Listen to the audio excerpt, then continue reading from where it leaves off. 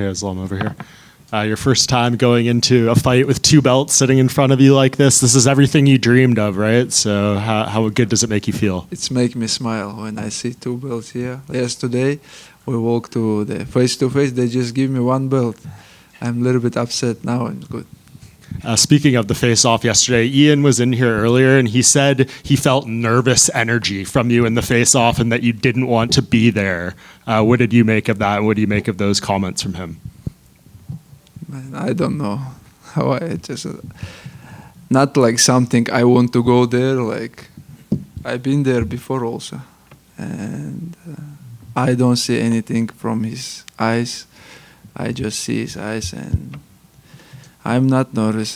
This is like my second fight week in my life where I'm enjoying every moment.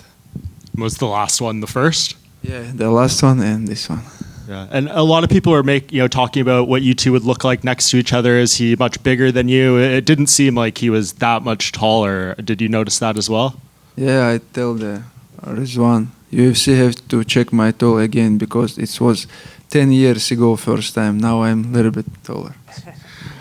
Also, at the face-off yesterday, apparently Ian's son is a big fan of yours, and he wanted to meet you, and he started crying when he couldn't. What do you think of that, and will you give him the opportunity to meet you this week? Yeah, sure, we will meet him. I don't see him there, but I make him happy.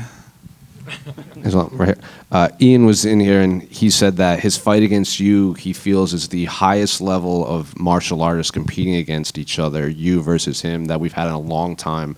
So when you do watch Ian's skill set and tape and everything, is he that skilled and possibly the most skilled opponent you've had? I don't know. Maybe like in the welterweight, if you watch the last fight, Mandalena, it's like more boxer.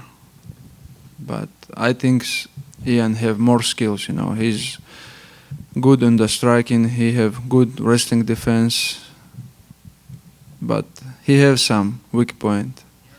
He's not completely like 100% like myself, but he's good. He's gonna be good fight, and I saw he have like good takedown defense, and I have some things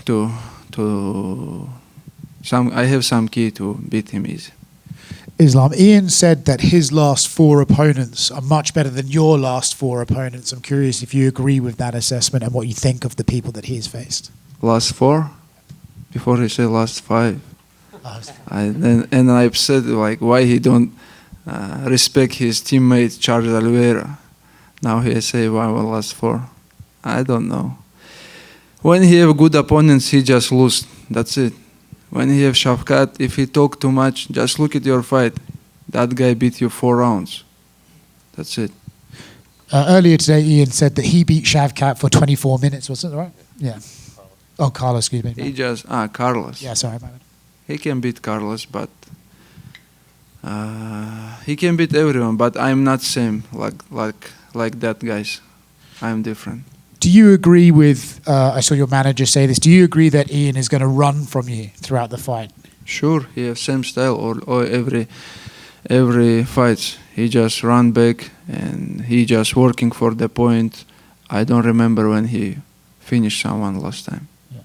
Last one for me. What do you make of Ian as a person, right? Sometimes he does interviews and says things and people react badly. I'm curious if you ever watch his interviews and what you think of Ian. Can you repeat the question? What do you think of Ian as a person? Sometimes he does interviews. Yeah.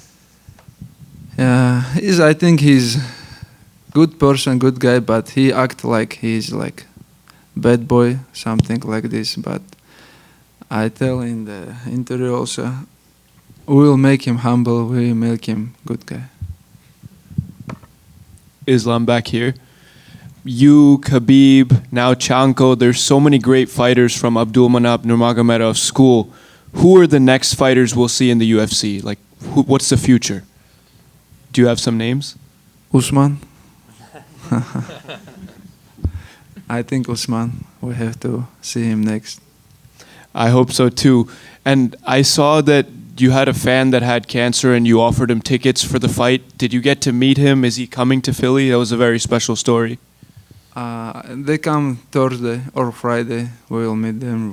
UFC give them tickets. We book them hotel, flights, and I want to see this guy.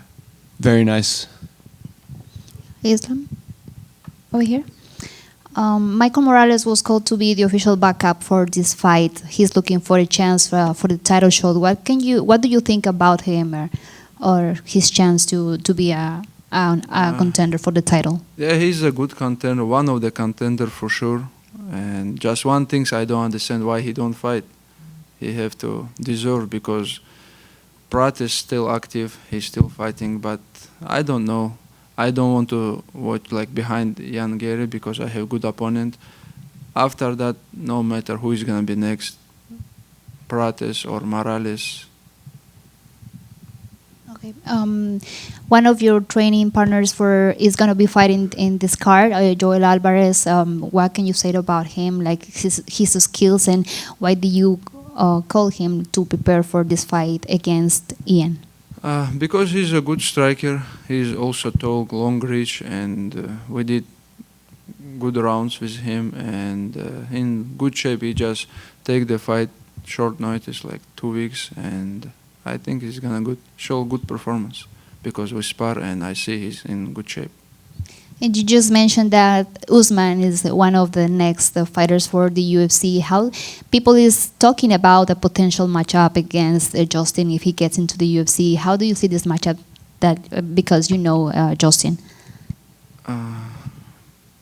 Usman is training with us when he was like a very young guy, and he training with Khabib, myself, with all our teammates, all life, and I know 100% he ready to fight like for the title tomorrow or for the contender match tomorrow because he's good wrestler, he's very good striker, he have good grappling, That's why I think, my opinion, Usman did his job great in PFL and he ready to show good performance in UFC.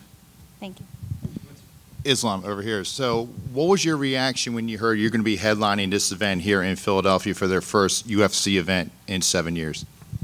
Reaction? I don't know.